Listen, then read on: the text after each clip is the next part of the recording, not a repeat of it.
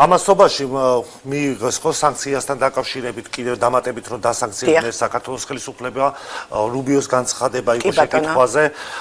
ქალბატონებია გასაგებია რომ ხელისუფლება ამბობს რომ სუვერენიტეტს იცავენ საქართველოს სახელმწიფოსი მაგრამ როგორ წარმოგიდგენიათ თუ იქიდან იქნება ამხელა შეზღუდვები როგორ იმუშავებს გამართულად რა თქმა უნდა ძნელია ეს ყველაფერი და თქვენ ხედავთ და თითოეული ჩვენთაგანისათვისაც ძალიან ძნელია მაგრამ კეთდება ყველაფერი იმისათვის ზუსტად ის არის